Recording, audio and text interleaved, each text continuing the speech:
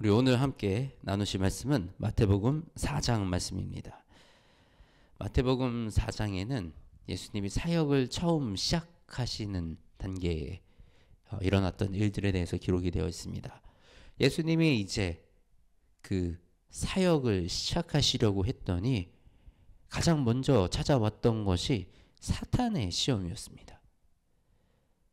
하나님의 아들이신 예수님께 하나님의 일을 시작하시려고 지금 40일 금식 기도하고 영적으로 무장하고 딱 나왔는데 사탄이 공격을 해옵니다.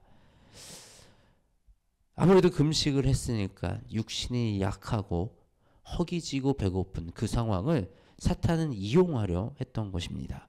우리 어떤 사탄의 시험이 있었는지 한번 살펴보겠습니다. 먼저 사탄이 나와서 시험하는 자가 예수께 나와 이르되 내가 만일 하나님의 아들이거든 명하여 이 돌들로 떡덩이가 되게 하라. 그렇습니다. 이 얼마나 배가 고팠습니까? 40일 동안 금식을 했으니 나에게 육신의 연약함, 나의 가장 연약한 상태를 이용하려고 하는 것입니다. 우리가 살다 보면 우리가 어떤 결핍을 느낄 때가 있습니다.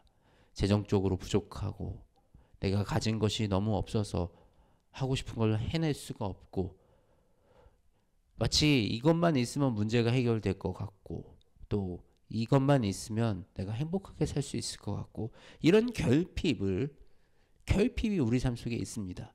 그런데 사탄은 이런 우리의 결핍을 이용해서 하나님과 우리와의 관계를 이렇게 벌려놓으려고 합니다. 사탄이 하는 모든 전략들은 하나님과 우리의 관계를 멀어지게 하는 것입니다.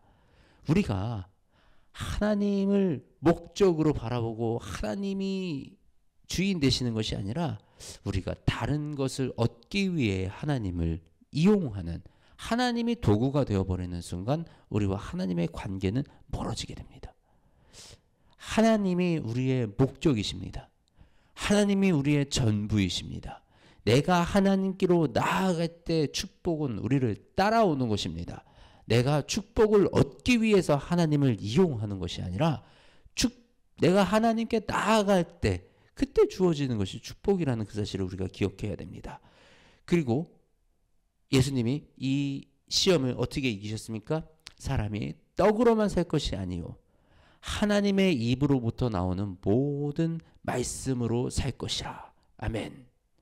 우리의 문제가 우리의 결핍이 어떤 재정적인 문제, 어떤 환경적인 문제 이것을 해결하면 해결이 될 것 같지만 그것이 해결되지 않는다. 이 사실을 우리는 너무나도 잘 알고 있습니다. 우리의 실질적인 실존적인 문제가 해결되는 것은 하나님의 말씀입니다. 하나님의 말씀이 우리 영에 있어야 우리 영이 살아야 내 영이 살아야 해결되는 문제들입니다. 지금 나에 있는 이 갈급함, 공허함, 궁핍, 우울함, 두려움, 불안 이 모든 것들이 내가 무엇을 더 가진다고 내가 무엇을 한다고 내가 마음을 굳게 잡는다고 잘 되지 않습니다. 그런데 하나님의 말씀이 들어가면 그 말씀이 나의 영을 솟게 하여 나의 영이 살아나는 것. 그 오직 하나님의 말씀이 하실 수 있는 그런 일들인 것입니다. 사람이 떡으로만 살 것이 아니요 하나님의 입으로부터 나오는 모든 말씀으로 살 것이니라. 아멘. 이에 마귀가 또 예수님을 데려갑니다. 어디로 데려갑니까? 성전 꼭대기에 세우고 성전 꼭대기에서 이렇게 말합니다. 뛰어내려라. 그들이 손으로 그의 사자들을 명하시리니 그들이 손으로 너를 받들어 발이 돌에 부딪히지 않게 하리로다. 그래서 하나님이 너를 지켜주실 거야. 네가 어떻게 하든 네가 어떻게 살든 하나님이 해주실 거야. 우리 이런 생각 많이 하지 않습니까? 나는 공부도 안 하는데 하나님이 시험을 잘 보게 해주실 거야. 나는 자동차 안전벨트 안 매고 그냥 막 과속을 하고 교통법규 어기고 다녀도 하나님이 나를 보호해 주실 거야. 이것은 굉장히 잘못된 하나님을 시험하는 것입니다. 하나님은 분명히 우리를 열심히 이끌어 가시고 우리를 그 구원의 자리로 위하여 하나님이 최선을 다하고 계십니다. 그런데 나도 최선을 다해야 되는 거예요. 내 상황에서, 나의 주어진 상황 속에서 하나님은 최선을 다해 나가시는데 나는 그냥 그저 나태하게 방만하게 있는 것은 하나님의 뜻에 맞지 않는 것입니다. 우리가 하나님의 나라와 하나님의 뜻을 위하여 나아가는 것입니다.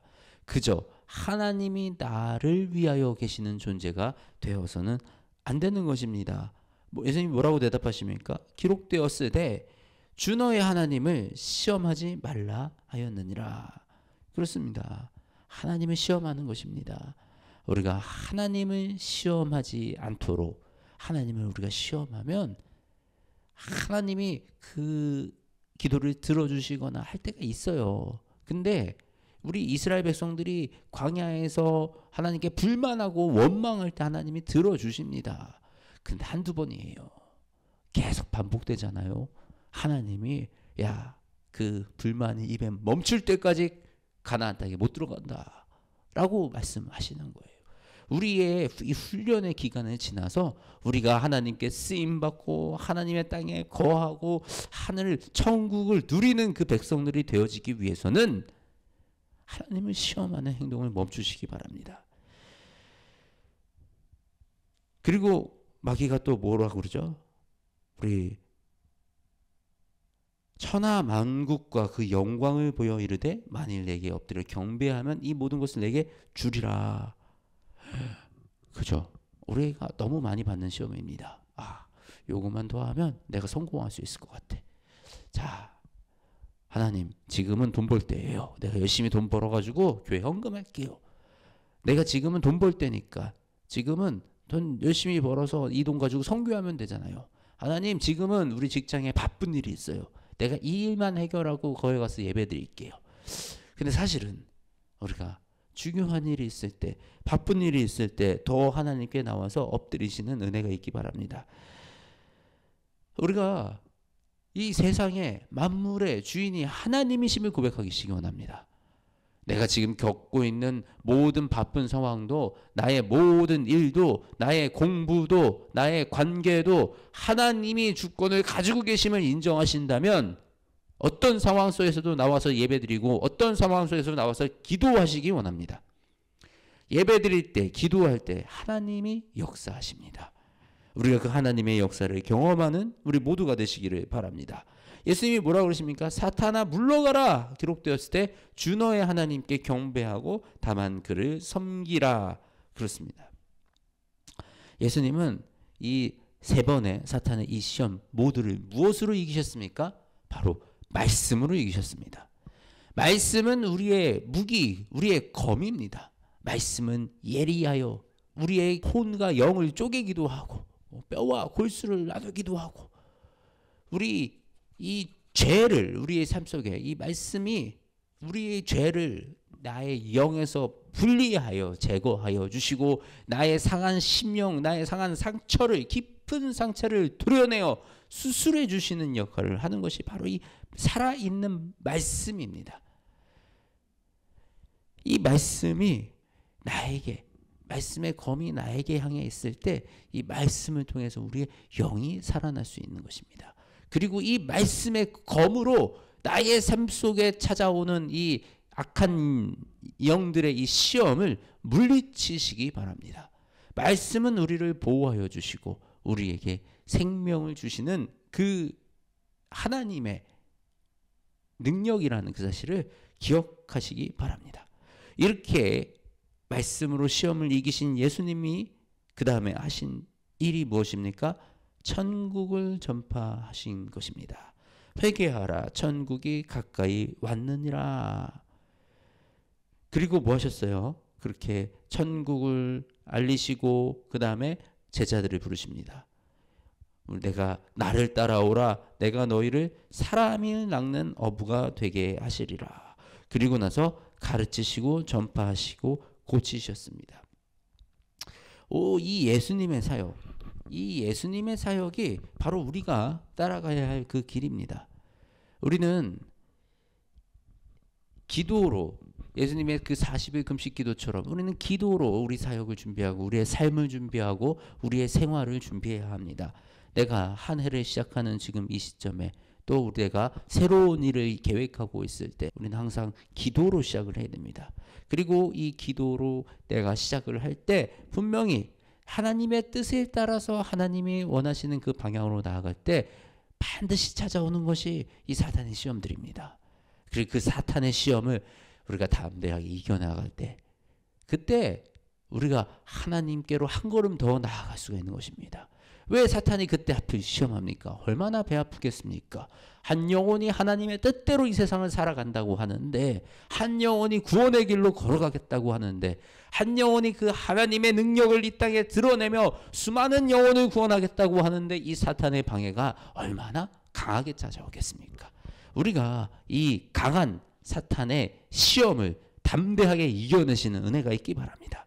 그렇게 어떤 상황이 찾아오더라도 어떤 환경이 흔들리더라도 내 시선이 주님을 바라보고 주님께 한 걸음 나아간다면 그곳에 하나님의 은혜와 하나님의 역사가 일어나기 시작합니다.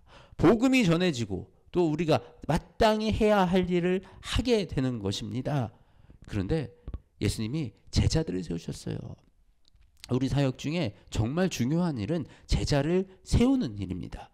복음을 전한다라는 것은 단순히 어떤 영혼에게 그냥 교회로 끌고 오는 것이 아니라 그 영혼에게 말씀을 통하여 가르치고 그 제자를 삼아서 그 말씀으로 자라나게끔 만들어주는 것이에요. 이것은 사역자가 하는 일이 아니고 우리 모두가 해야 되는 일인 것입니다.